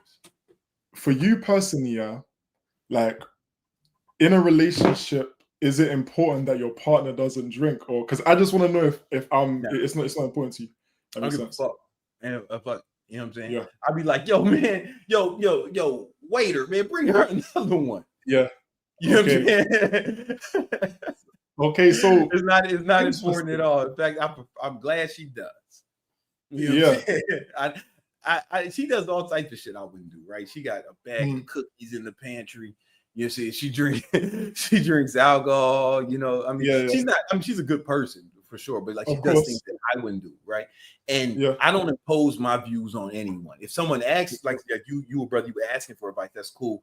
And I'll say shit that I found helpful. I give advice on the internet, but as far as people in my personal life, I don't tell them what to do. Like I'm not like I'm lenient with others and strict with myself. That makes sense. So in a relationship, let's say you're proper looking to get married and all that kind of stuff, and you're thinking about the future. Like, let's say it's beyond just drinking like here and there, one glass or whatever, but drinking heroin. No, nothing like that. Like overall healthy in different ways, but just not like drinking in amounts that aren't good for the body. Listen, so for me, it would be like, is it having a negative impact on her life and or making me look bad? You know what I'm saying? Because if she out here getting wasted and not being classy, stumbling out of restaurants, throwing up in fucking cars and shit, then we can't have that. And I don't know that that's the case. But if it's having a negative impact on her life, here's the thing: don't date chicks who are, this is for everyone. Don't date chicks who have chaotic lives, because you inherit all that chaos. Fair play. you inherit all that chaos when you start dating them. You know what I'm saying? Especially if you cohabitate with them. Then now it's literally you bringing that chaos into your home. Yeah. You know, and then God forbid you breed with this woman. Now you bring it, you passing that chaos onto your offspring, right? Women who have chaos, this chaos is not random.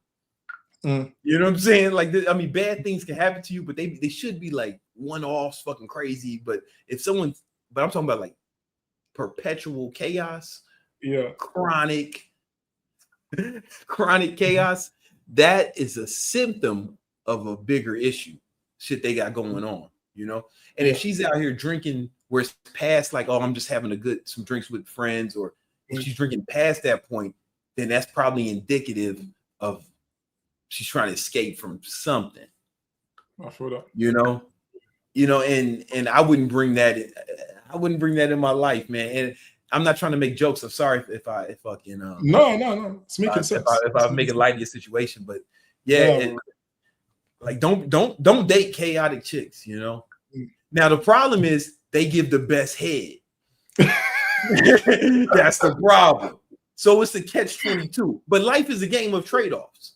Life is a game of trade-offs, man. You got to decide which trade-off you're gonna make. You know what I'm saying? But why did they get the best? Because they had the most practice, right? So again, another trade-off. They've been doing it since they was too young to be doing it. You know what I'm saying? Yeah, I mean, they got the reps. In this situation, it's she's not chaotic. The way you're laughing, she's not she's not like moving crazy or anything in terms of her behavior or nothing like that. She's a great lady, etc. Okay, but it's just where I'm the kind of person where I like to try, and I'm not going to try and tell someone what to do. You like to what? No, wait. You need to say the T word. Wait. Maybe she's not the problem, brother. That's like the fourth time you said the T word. No, my bad. I didn't. I know it's supposed to be a children-friendly show. I didn't mean to. Come on, man. I apologize. I do apologize. Sometimes. All right, what's up, man? What are you saying? You're doing what now? So I be encouraging people to make healthier decisions, all that kind of stuff, etc. So I know that in a relationship. Oh, stop doing that. Stop doing that. Stop doing that to people in your life. It's okay to do it online, but don't do that to people in life. You can't be a prophet. It's difficult to be a prophet in your own land. You know what I'm saying? So the best way to actually, instead of imposing it on them, is to live by example, and they'll come to you and ask you, but they'll ask you when they're ready, right? If you're out here imposing that on people, and you're young, right? How old are you? 25, right? So you just learned, right? And you're a young man, and when you're young, is this thing when somebody's young, not young, when somebody older people do this too. As soon as we learn something and it's like life changing, we want to share it with everybody, right? You know, don't do that. You know what I'm saying? Because they ain't ready.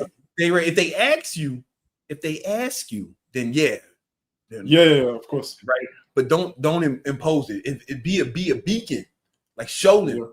Don't tell them. Show them what's possible. You know, and then they'll come to you, and then you'll be more persuasive. That makes but sense. you kind of nagging when you try to pose it, man. I be out with people doing all types of shit that I wouldn't do, but you know, and I'm leading in on others and strict with myself. Now, if they ask me, hey man, how'd you stop drinking? And then we have a conversation, you know. Then I'll be more persuasive because they came to me. But if I try to like, hey man, hey brother, you need to put that alcohol down, man. What you doing? Y'all smoking? Y'all need to get y'all lives right. Matter of fact, everybody come to church with me, right? Like you don't want to be that guy. You just be cool. No, I fully agree. Like, I would say you the guy at the strip club. Listen, young lady, you know you don't have to be doing this, right? You know you. Well, I'm talk off the phone. Come here, man. What's your father?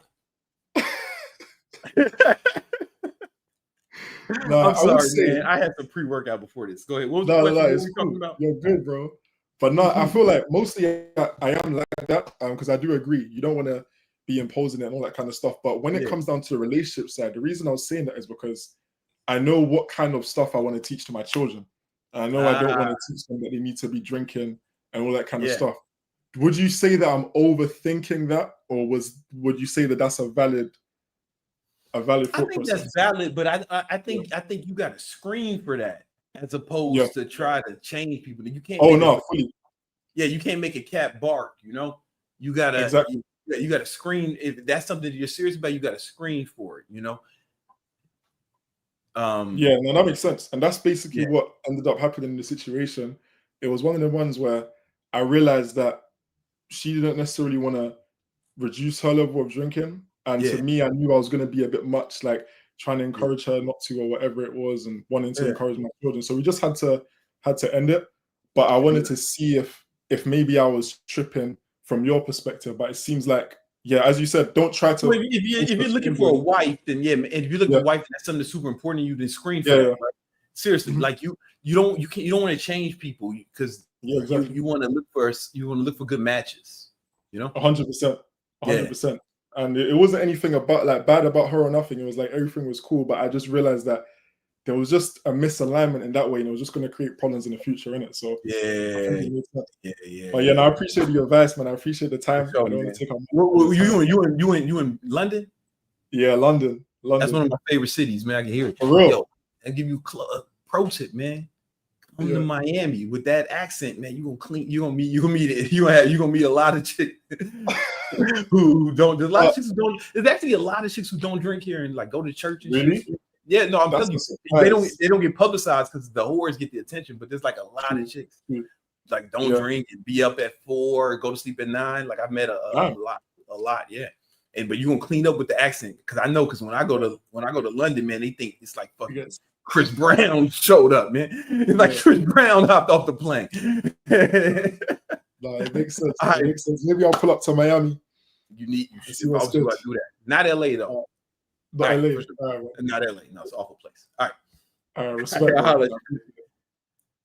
50 Cent said that the Hollywood sign in LA is held up by the bones of whores. And that brother speaks from good experience, man. We got Carl here. What up, homie? Hey, man. How's it going?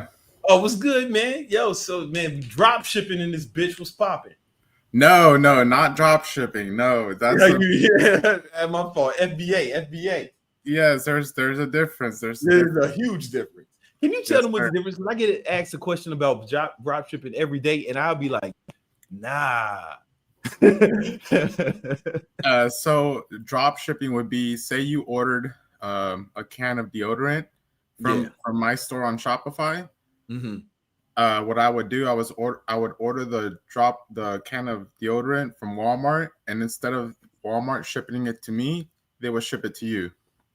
Yeah, that's drop shipping. So what I do is I actually go to the stores, I buy it myself, I prep it, and I send it to Amazon's warehouse, and that way you get it prime. And or I could do it like eBay style. I'll pack it myself and ship it out to you. Yeah, Amazon FBA. It's more upfront cost though, but it's a better business model. It's a huge investment up front. But it's risky. But no, it's definitely profitable. If you do it correctly, and mentorship, paying for mentorship is the way to go. Cause this people I know, man. There was this girl in New York, man. She was Russian, right? She didn't have a job, and we were just friends. And I thought she was like a prostitute, right? You know, that was the reason we were just friends, man. Because and she said, "Oh yeah, I do fucking." I sell stuff on Amazon. I'm like, yeah, okay, bitch, whatever. Like, you a whore. It's cool though, man. You know. And, I mean, friends. But then I seen her website. Not her website. She had a warehouse full of shit that she was shipping to Amazon. I was like, oh, you really do this shit. She really does. So it was her actual warehouse, like.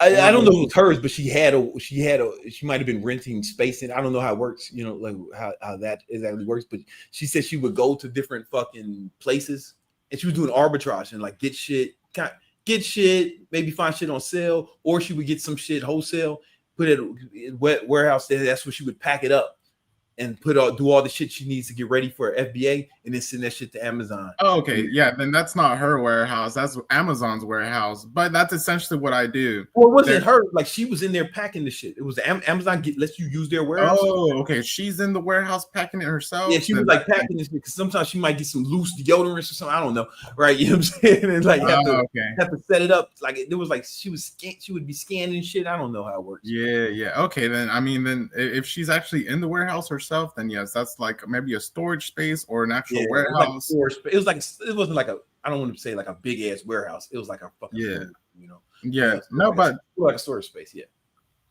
That's awesome. There's another model that I actually do. Like, so what you can do is you get a warehouse space in a tax-free state. So all the products that you order online, instead of bringing them into Texas, where my taxes would be like 8.25%, I would send them to a tax-free state, and say that the product is about $25 or over. The money I would pay on taxes is the fee that I would pay the employee to pack it for me. And so then send that shit to FBA. And then they send it to Amazon. They do all the work for me. So instead of paying taxes, I pay an employee, and I don't have to do any of the work. That's dope. I just order it. And so that's another business model that's really good. I think FBA is dope. When I started my supplement company, like I didn't know how to make a website. So the first product I just said, fuck it. I just sent it all to Amazon. And Amazon was the storefront, was the only storefront. And I used Amazon FBA when we had the first, it was a fat burner called T-Rex. That was the very first product. And it was only available on Amazon. I used Amazon FBA, and I had it all shipped to me. It was all the fucking boxes of shit in Queens. And then I fucking did some shit, called Amazon. They UPS picked it up or some shit. And then it was, next thing you know, it was on Amazon. That was the only place you can get it at. Well, I mean, I honestly think that's really all you need, because really need Amazon. I mean, and then when we started the Shopify, when we started our website, we had Shopify, but we still fulfilled through Amazon. Yeah, I would say that too. Yeah, so Amazon was our fulfillment center for mad long. And why'd you stop? Man, there's a few reasons, but I had to exit. I got NDAs. Okay. I had to exit, but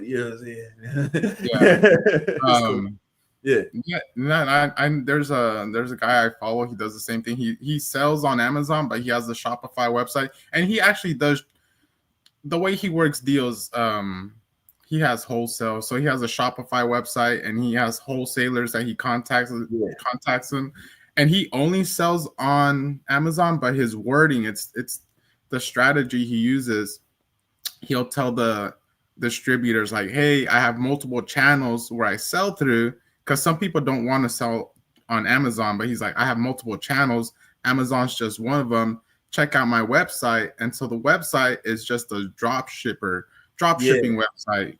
He sells everything on Amazon, but say for some reason you were to go on his Shopify website, you buy this one piece of machinery, that's where he would do drop shipping. He would order it from the company and have it delivered from the company to you. But he doesn't tell the companies that. It's just like he's playing a game, man. Yeah, but he's playing that's what's up, man. As long as you make it happen. I know some people, man, like this girl, she was just buying random shit from all around New York, New Jersey, driving around, going to thrift stores or whatever. I don't know how it worked. Like Amazon, it was arbitrage shit, but she was using FBA to do it. That's why she had to bring it to her storage facility, because she had to package it for FBA before she sent it to them. Yeah, because I mean, that's not right. If you get something from like a T-shirt from Amazon, you don't want you want it like sealed. You don't want it. Yeah, that's what she was doing in her fucking facility. Yeah. Anyway, man, how can I help you, brother?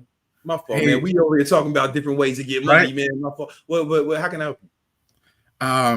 So really quick, I did want to update you on the business. The year is pretty much over tomorrow, so I did increase the business 125% from last year. Come on, I'm really proud of that, man. And so I think I paid for a mentorship program.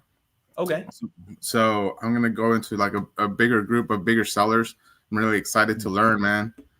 And so I think that $1 million year is it's within reach.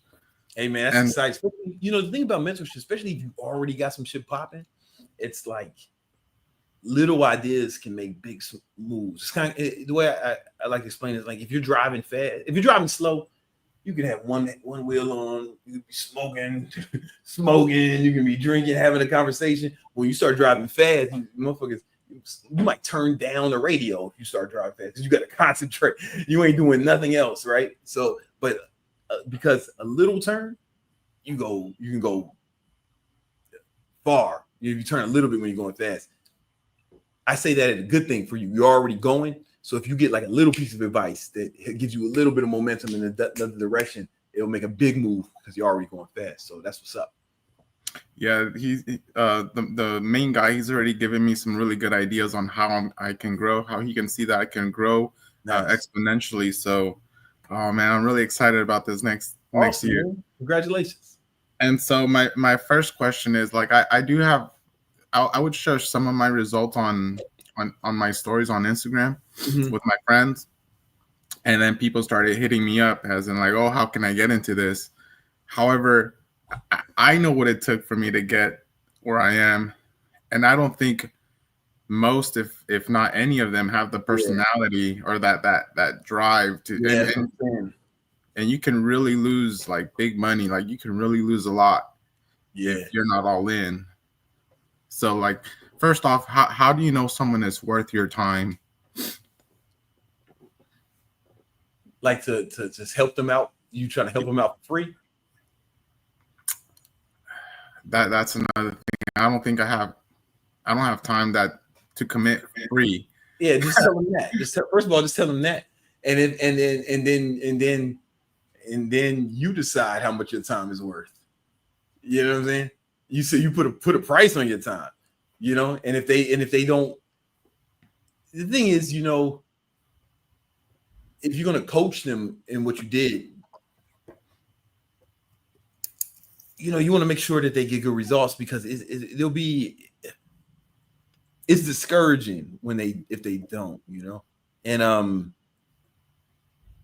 it's discouraging now. So you just got to be on them, and that comes. You have to in order to do that, it's come from accountability. You got to be really hold them accountable. You got to set goals for them every week. Especially if you're coaching someone in a one-on-one capacity, then you want to set goals for them every week, and be like, "Hey, man, what's up? Where we at? What's good?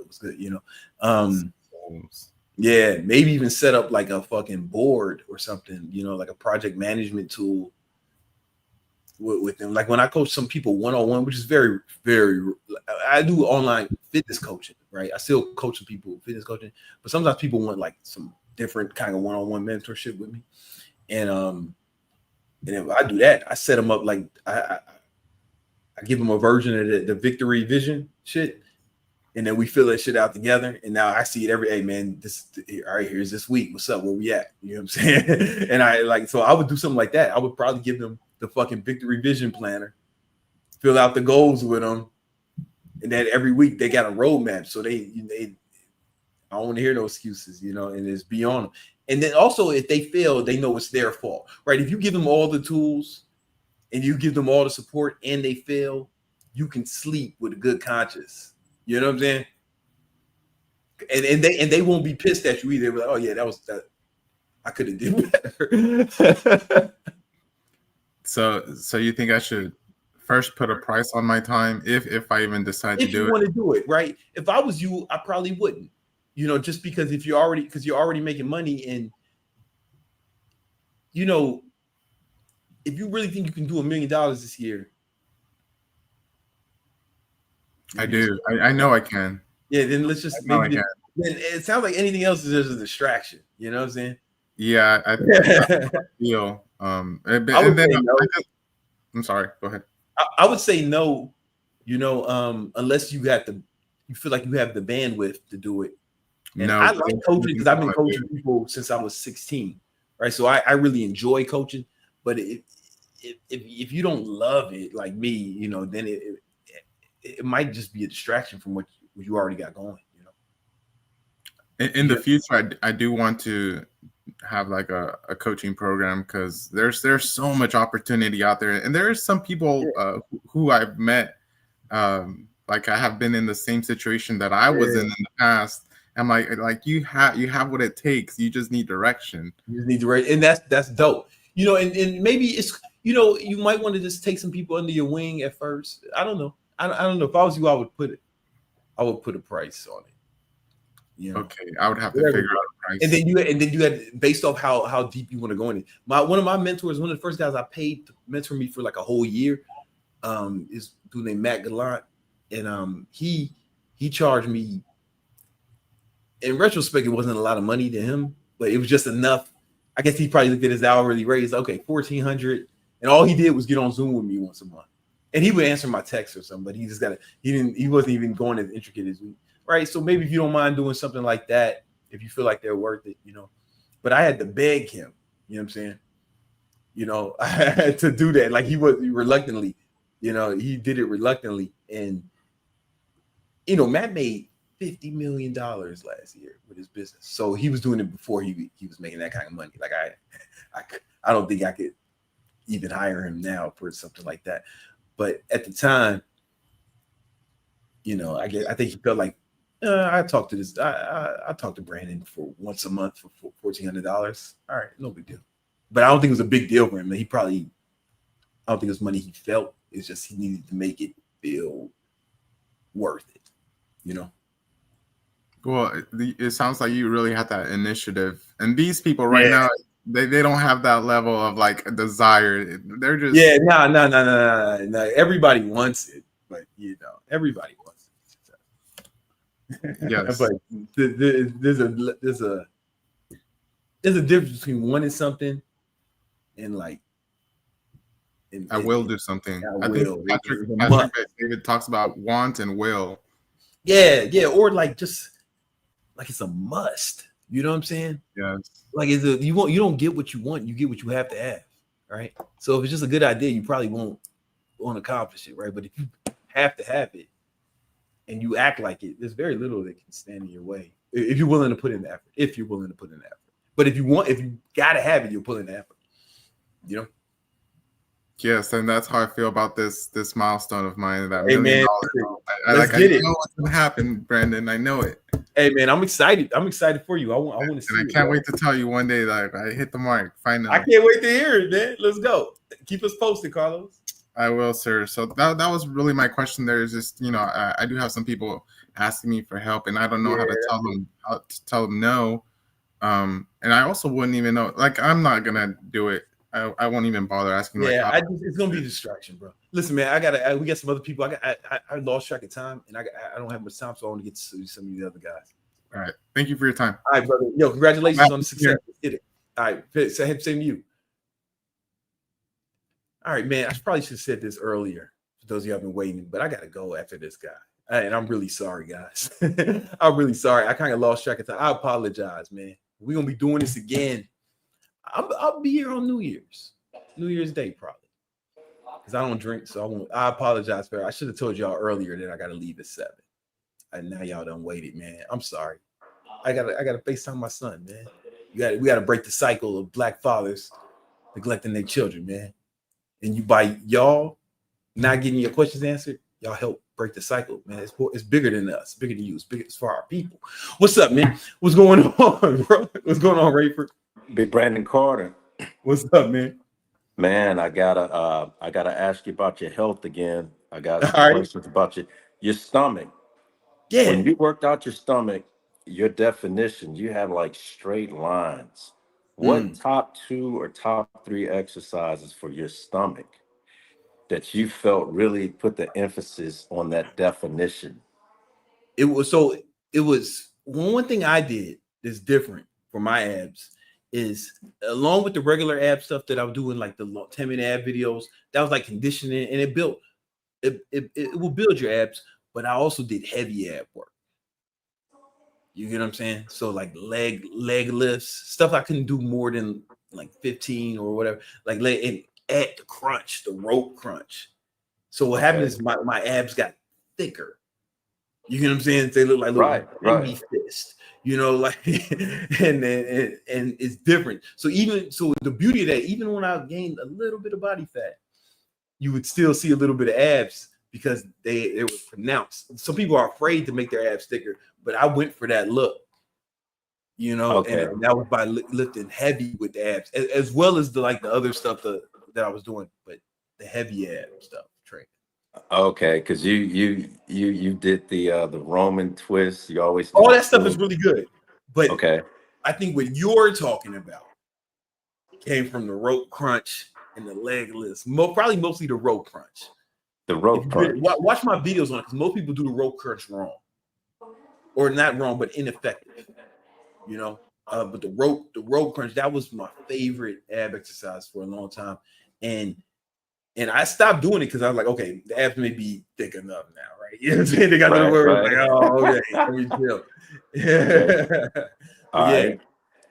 All right. Then you mentioned this before, getting up in the morning and getting going.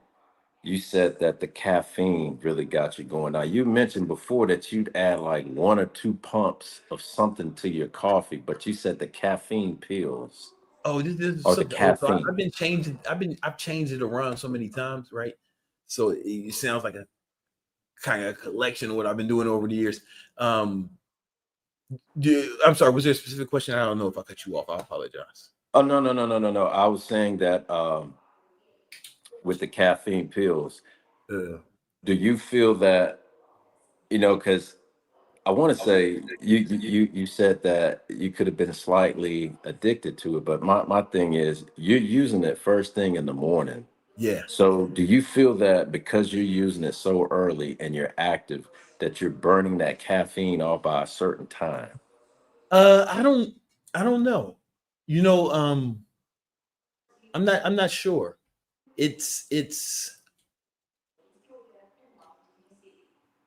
I mean, it wears off, right? Caffeine, it has a certain half-life, right? So if you take caffeine in the morning, by a certain time, even if you did nothing, it would be out of your bloodstream, right? Because it only stays in your bloodstream for a certain amount of time.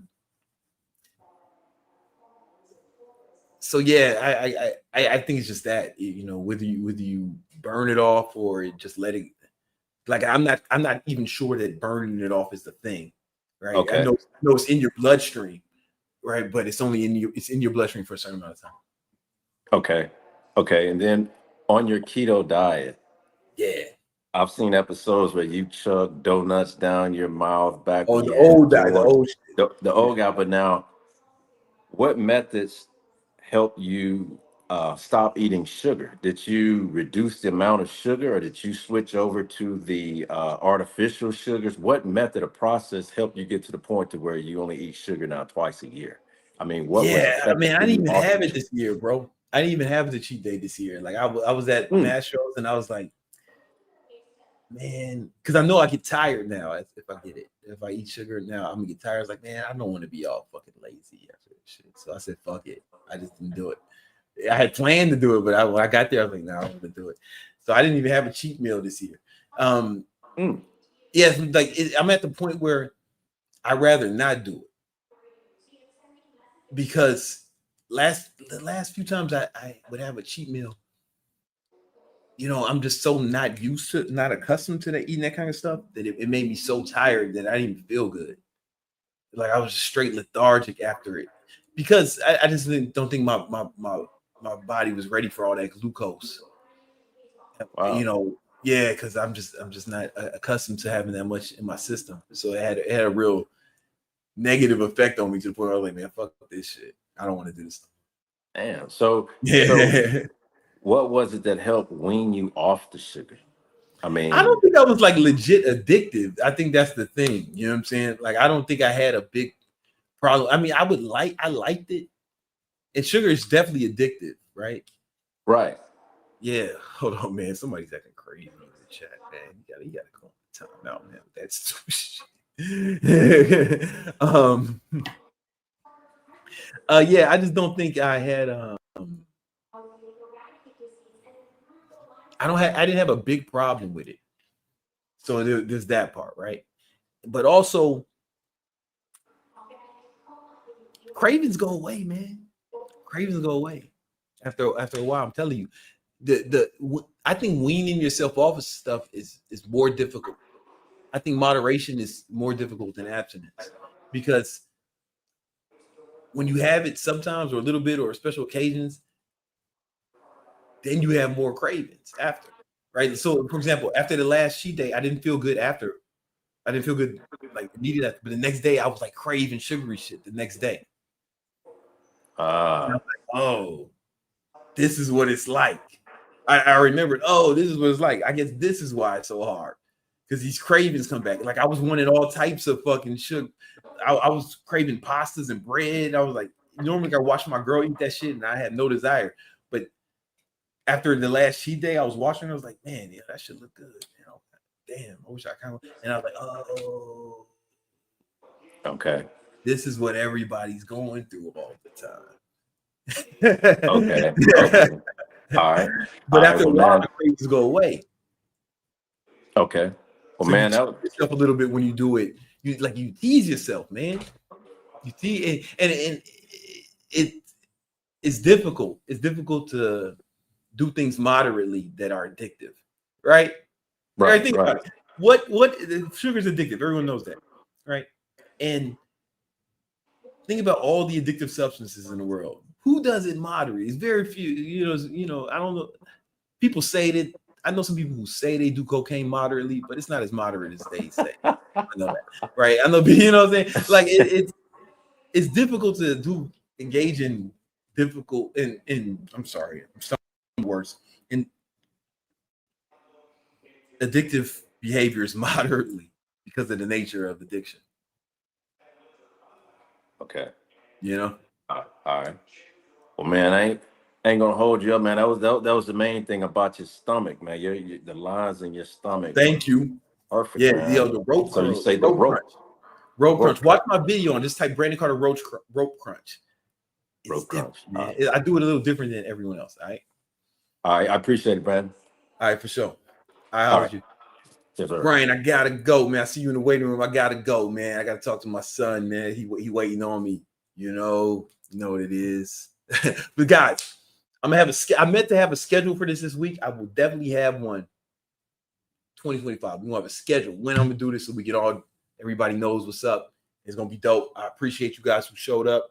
Appreciate everybody. If you haven't already, if you're trying to get your 2022 goals, 2025 goals, download the Victory Vision Planner. It's a free Notion template that'll show you how to actually plan your goals for the year, right? And it's free. And also join if you're trying to build your social media, we're doing the Influencer Domination Accelerator, where I'm gonna take you by the hand and show you how to grow it. It's gonna be super affordable. All right. Join that VIP list now. All right, I'll holler at y'all. Peace.